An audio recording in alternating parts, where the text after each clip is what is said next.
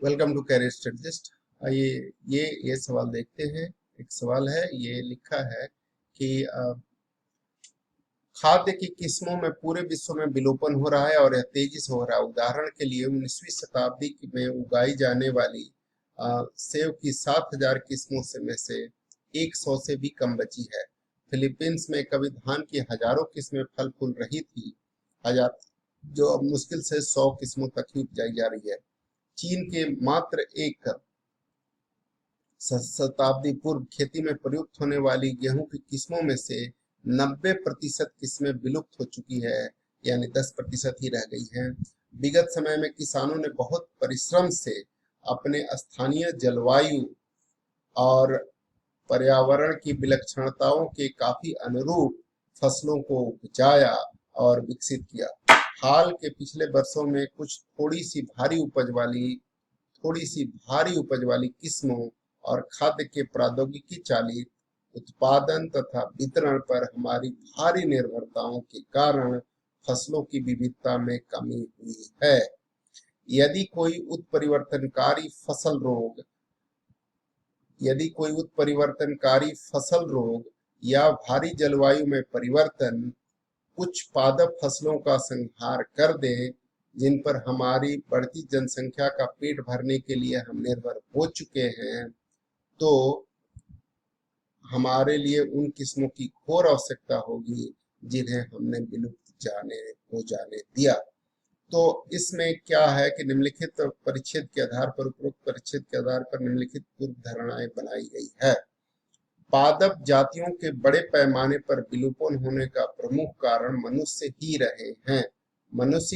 यह बात पूरी रूप से सत्य नहीं है, क्योंकि ये लिखा है कि मनुष्य ने बड़े मेहनत से बहुत परिश्रम करके अपने पर्यावरण की विलक्षणताओं के अनुरूप फसलों को उपजाया और विकसित किया। इसका अर्थ है कि कुछ ऐसे फसल होंगे जो स्थानीय जलवायु और पर्यावरण की विलक्षणताओं के अनुरूप उपजाए नहीं जा सकते होंगे। तो उसका ये कि मनुष्य ही रहे हैं, इसका विलोपन होने का कारण हो सकता है कि पर्यावरण रहा हो, या हो सकता है कि बढ़ती हुई जलवायु का स्थानीय जलवायु जो है वो उसको सपोर्ट नहीं कर पा रही है। तो ये इसमें अवधारणा वैलिड नहीं मानी जा सकती। मुख्यतः स्थानीय रूप से उपजाई जा रही फसलों के उपभोग से फसल की विविधता सुनिश्चित होती है। यह बात सत्य प्रतीत होती है। यह एजम्पशन सही है। स्थानीय रूप से उपजाई जा रही फसलों के उपभोग से फसल की विविधता सुनिश्चित होती है। यहाँ पे लिखा हुआ है कि भारी उपज वाली किस्मों को ध्यान से देखें, तो यहाँ लिखा हुआ है कि भारी उपज वाली किस्मों को खाद्य प्रौद्योगिकी उत्पादन और वितरण पर हमारी भारी निर्भरता के कारण फसलों की विविधता में कमी हुई है। यानी जो ज्यादा उपज दे रही हैं उन खाद्य फसलों पर हम निर्भर रहे हैं, इसलिए जो कम उपज वाली फसलें हैं उनकी वैरायटी में कमी हुई है, क्योंकि उसको उत्पादन नहीं किया गया है।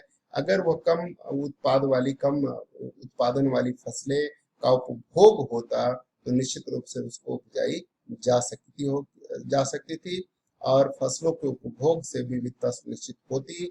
अगर उसका उपभोग होता तो निश्चित रूप से उस पर हमारी निर्भरता होती और हम उसको उपजा रहे होते। तो ये एजम्पशंस बिल्कुल सही और वैलिड माना जा सकता है। इसमें खाद्य उत्पादन और वितरण की वर्तमान शैली अंततोगत्वा निकट भविष्य में खाद्य की कमी की समस्या की ओर ले जाएगी। यह निकट भविष्य में ऐसा कुछ होने वाला है, यह बात तो इसे परिलक्षित नहीं होती है, लेकिन एक अवधारणा ये बनाई गई है कि फ्यूचर में ऐसा अगर कुछ हुआ, कोई उत्परिवर्तनकारी फसल रोग या भावी जलवायु परिवर्तन अगर ऐसा होता है, तो उस स्थिति में खाद्य विकट समस्या उत्पन्न हो सकती है।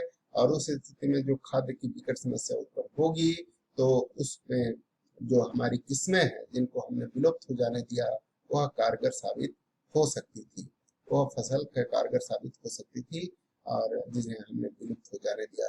तो ये चीज है कि निकट भविष्य में ऐसी कोई समस्या उत्पन्न होगी निश्चित रूप से, यह कहना गलत होगा। यह ऐसी इसमें पूर्व धारणाएं नहीं है, ये निकट भविष्य इसको वीक बनाता है। हमारी खाद्य सुरक्षा स्थानीय रूप से उपजाई जा रही फसलों की किस्मों को बचाए रखने की हमारी योग्यता पर निर्भर करता है। यह भी बिल्कुल स्पष्ट है। कह रहा है कि उन किस्मों की जरूरत पड़ सकती है जिन्हें हमें विलुप्त होने जाने दिया। तो अगर हमने स्थानीय रूप से उपजाई जा रही फसलों की उन किस्मों को बचाए रखते तो हमारी खाद्य सुरक्षा जो है वो सही रहती और हमें इस तरह का जो है संकट का सामना नहीं करना पड़ता। तो ये भी एक वैलिड कंक्लूजन है। इसका अर्थ है कि सेकंड और फोर्थ दोनों ही वैलिड एजम्पशंस हैं और ये बिल्कुल सत्य है जो ऊपर परीक्षित में लिखा गया है। इसमें इन पूर्व धारणाओं को पूरा पूरा और सत्य रूप से और अक्षर से बल मिलता है और ये सही है।